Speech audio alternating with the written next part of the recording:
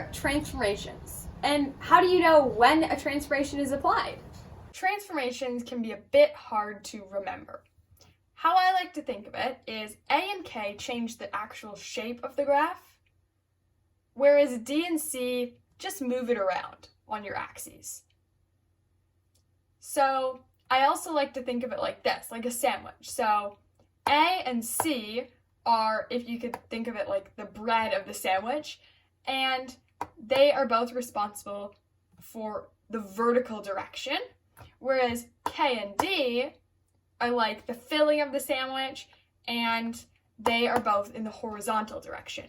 Now you could remember this by thinking that you never hold your sandwich vertically, because then all the stuff would fall out in the middle. Therefore, K and D, which are the filling of the sandwich, have to be in the horizontal direction.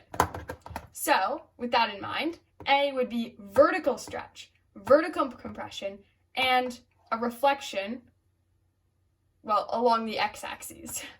No real trick for that one. Whereas K would be horizontal, and reflection along the y-axis. D is another part of the filling, so that would be a horizontal translation, left or right.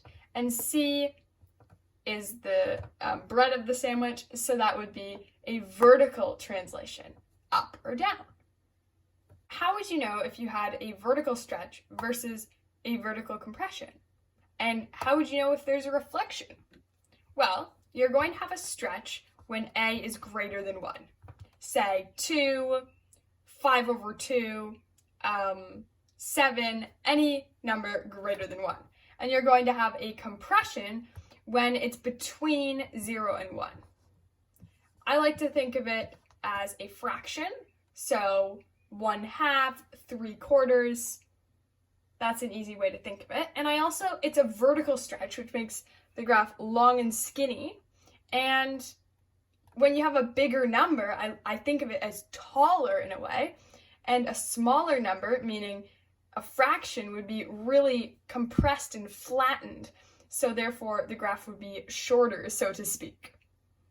And when's it a reflection? When A is negative. So, and it would be a reflection along the x-axis. For the K, on the other hand, we said that K also does these three things, except in the opposite direction. So it would be a horizontal stretch, horizontal compression, and a reflection. Well, instead of reflecting along the x-axis, it reflects along the y-axis.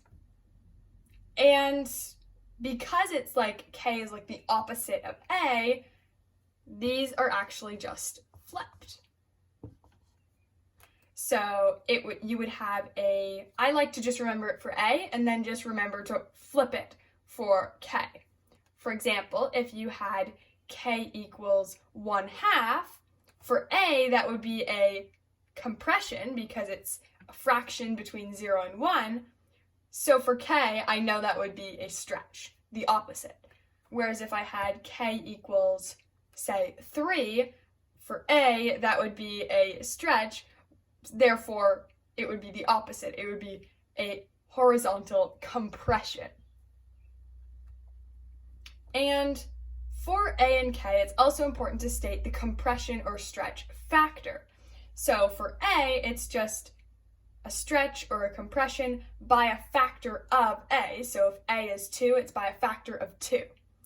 For K, it's a little weird. It's a stretch or compression by a factor of 1/K. So there's no real way to remember that. Just remember that out of all letters, K is probably the most difficult and confusing. And one thing to add to the confusion is it's a stretch or compression factor by a factor of, instead of just saying K, by 1/K. D and C are a bit easier, actually quite a bit easier. They just move the graph around. They translate or shift it. So if you think of your axes, if D, which is, we said, K and D are the filling in your sandwich, which is horizontal direction. So D is horizontal translation. That would mean to the right or to the left. So if you look at your axes, if I were to put numbers on here, this side would be the positive side, so therefore I would say I've translated, say if D is positive, it would be a translation to the right, and notice on the left side, the numbers are negative. So when D is negative, you shift the graph left. So that's pretty easy to remember. And for C, it's no different, just in the vertical direction. So when C is positive, just like these numbers up here, the graph's translated up. And when C is negative, just like the numbers down here, it's translated down. And the only tricky thing that could throw people off is the actual sign of D. So you'll notice that in the equation, it's x minus D. So let's say you had x minus 3. What would D be? Well, D would be the opposite. It would be D would equal 3, not negative 3. Or if you had D plus 3, then it would equal negative 3. Minus negative 3 would equal positive. So you just have to remember to flip that sign. Otherwise, you're good to go. Thanks for watching.